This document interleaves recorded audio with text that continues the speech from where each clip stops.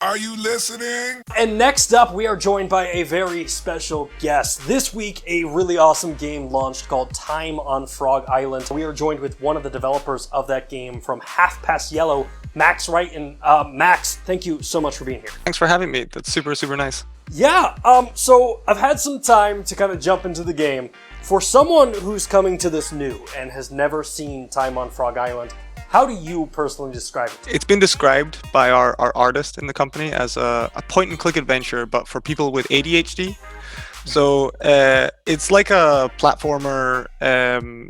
It's got this sort of very nice, open-feeling movement system. You can just run around, you can jump, you can pick up anything. But the type of puzzles and stuff that you see and the kind of gameplay is probably closer to an old-school point-and-click adventure. Like a frog is in your way, they're grumpy about something, you talk to them, they're kind of like, oh, if only I had this, and then you have to like explore the island, find that thing, and so on. So I think that's quite apt. That it has this sort of point and click feel, but it's also like a little bit of a platform. It's got platformer elements. So I would say it's a puzzle adventure. It's funny you mention this because I suffer from ADHD, and literally while I was playing this game, I'm like, why am I so hooked? I'm like, I'm into this game. It's like there's always something pop up, and the one thing that I would throw onto what you mentioned was like an escape room.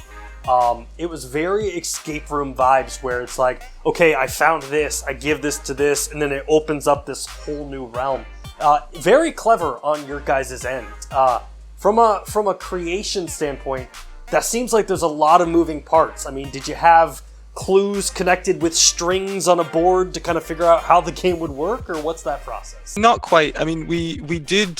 The game is kind of inspired by like a lot of kind of older school games. The platforming isn't quite as tight and precise as like hardcore Mario games, but we're inspired by those games. The trading sort of comes from the trading quest you see in like Legend of Zelda games, specifically like the big Goron sword quest in Ocarina of Time.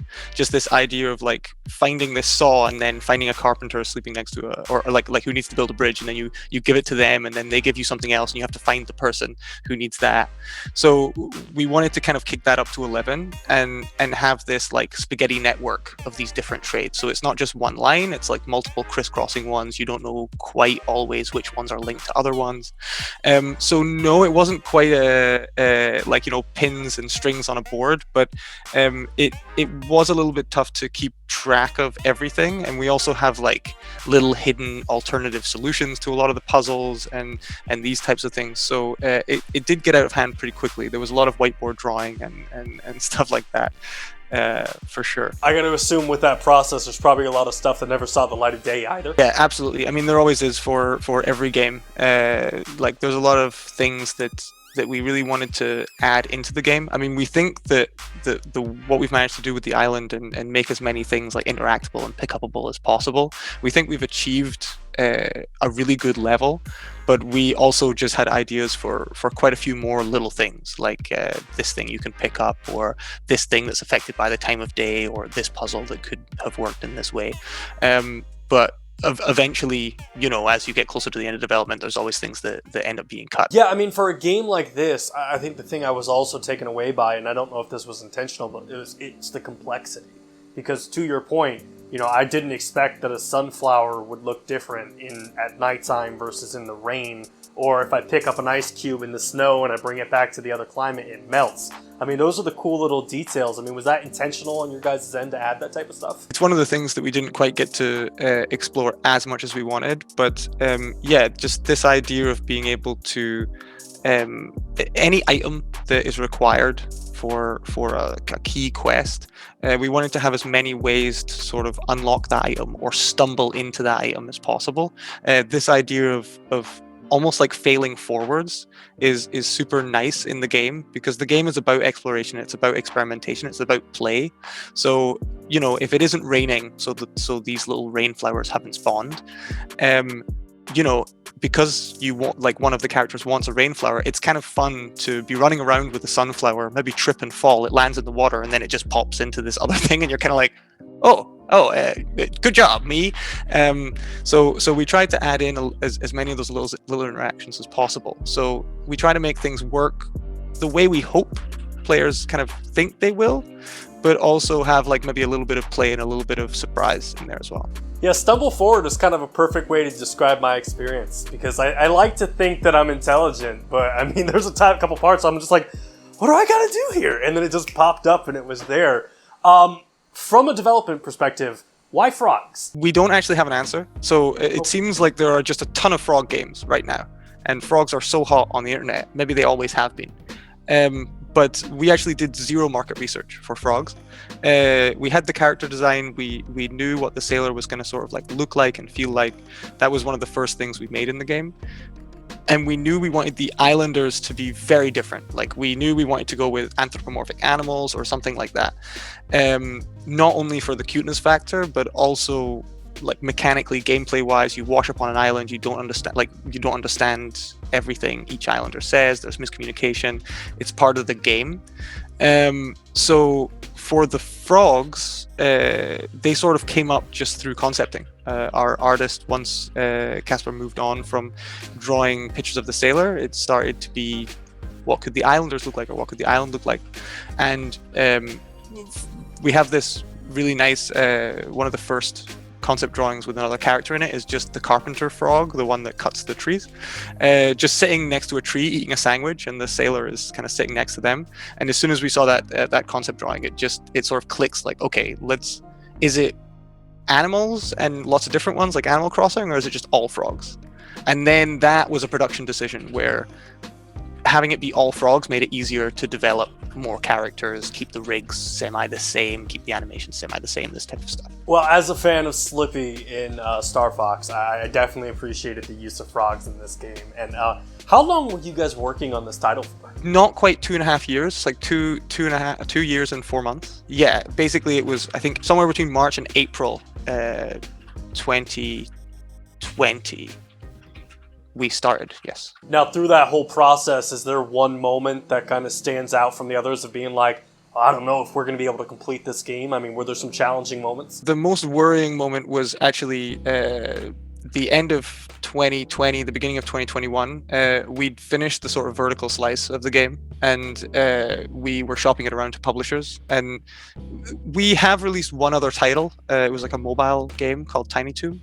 But like, we're still a kind of semi-unproven team, and it's obviously a big risk for a publisher to take on, because we're looking for development funding, and they need to kind of have that all in mind. The game's not done, all these types of things. So we got a lot of replies just saying like, wow, the game looks really cool, but keep in touch. Like 2 or 3 months down the line, maybe we can talk more.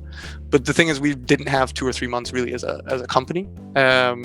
And we were lucky enough to kind of take the conversation a little bit further with 1 or 2 publishers, and ultimately Merge Games, who we partnered with, were willing to take the risk like with us, and they could see the potential of the game. And like, signing that deal was really, really kind of what, well, allowed us to kind of finish the game and keep going in that way. And I apologize for not knowing this, and maybe you could kind of fill me in. Does the publisher decide which platforms you're going to, or is it more your decision on what platforms you're going to? Ultimately, it's a joint decision from a point of view of, while you're negotiating contracts and stuff like that, that's just part of the conversation. For Merge, it's really important to make the biggest splash on release. So from their point of view, they wanted to do physical and digital, and also kind of all platforms, home consoles and PC. So that was kind of what they came to us with deal-wise. They were kind of like, okay, we like the game, we think the budget's doable, this type of thing, but it's important for us that these things can be done. Do you think, that's possible? We'll be working with a porting team, we'll be doing this, we'll be doing that. And that's kind of where that decision came from. Like, ultimately, if we went to a different publisher and they were less focused on that, they were much more focused on, say, PC only, then it would be a different conversation. And I think it's important to note that, Time on Frog Island is pretty much available almost anywhere. You got PC, Nintendo Switch, Xbox, PlayStation, and Google Stadia, so you're even bringing in that cloud environment as well. With Half Past Yellow, how many people internally work within that studio? When we started the game, we were 4, just the co-founders, really. And then after we got the deal with the publisher, we could expand the team slightly and actually like hire. We were contracting an sound designer, but we sort of hired them and all this type of stuff. So now we're 8. And over the course of the game, we also had a freelance animator come in and help us. So like there's somewhere between like maybe 9 and like 10 hands that have touched the game at various points. That's very impressive. I mean, when I was playing this title, I would have thought there would have been maybe 50 to 100 people working on this. So I think that's just a testament to what you guys have done at your studio. So kudos to you. Thanks a lot. I mean, obviously, from the marketing and standpoint, we've had key art made and all these types of things. So the number does exponentially kind of increase, and we've had testers and things. But yeah, that's super nice for you to say. You mentioned a sound designer. Are they the ones that's responsible for the catchy launch trailer tune that's now stuck in my head? Not specifically the sound designer, no, but we're probably a little bit strange as far as indie companies go, because we're a team of 8 people, and actually we have a full audio team. So we have a sound designer full-time, and we also have a composer full-time. So both the sound designer and the composer kind of work together to obviously create the entire soundscape. But our composer comes from like a pop background. So when we decided to do this trailer with the sort of like original track and the lyrics and all this type of stuff, it was kind of hitting the ground running. The trailer editor actually helped with the first draft of the lyrics. Like it was actually our trailer editor that came to us saying like, I think this could be a cool song, and like wrote a draft of the lyrics, and then we edited together and sort of like built this thing. It was a very collaborative effort. And then Nino, our composer, did a fantastic job with the actual like track, the music. That's what makes it catchy. That's what pops it, keeps it kind of coming back in your head. Yeah, it's very, very catchy. After I saw the launch trailer, I was having lunch that day and I was making a PB&J sandwich. And I'm just like, they hop and top, and it's just like, I was like, oh, it's stuck in my head. We really, really are happy with the launch trailer. I think it's gone really well, and yeah, the specifically Nino and James, who made the trailer, the freelance trailer editor, they did a fantastic job together. The other question I always ask developers who just launched their games is, I'm fascinated by launch dates. So the game, you've been working on it for 2 years almost, and here's the day. You send it out to thousands, 100,000s of people to play. Are you avoiding the internet completely? Are you hanging out in forums? Walk me through launch day for yourself. It was an interesting one, actually. So I always think it's good to, well, I say always, we've launched a total of 2 games, and one of them is kind of like mobile only, so it's like a very different launch feel. But one of the things that we did is we have our Discord server, and that has like general chats and stuff, and people were very excited. It wasn't, it's not super big yet. I hope it continues to grow. But it's nice to kind of have the casual conversation on launch day before launch. It came out around 2 p.m. Like our time, which is like Copenhagen time. But it was super interesting just to be in the Discord, just to kind of like have a conversation with the fans. And then when it launched, yeah, you do check, for example, Steam to see if you're on new and trending, and if someone puts reviews up, you do kind of want to look at them. Specifically, the embargo date for reviews also like lifted on the same day. So like a lot of sort of articles and things started popping out, and it was nice to go and see those and read those. But I think for the most part, I personally have stayed away. I've been looking at Discord. I've read a few Steam reviews. I've read a couple of articles like Rock Paper Shotgun and PC Gamer.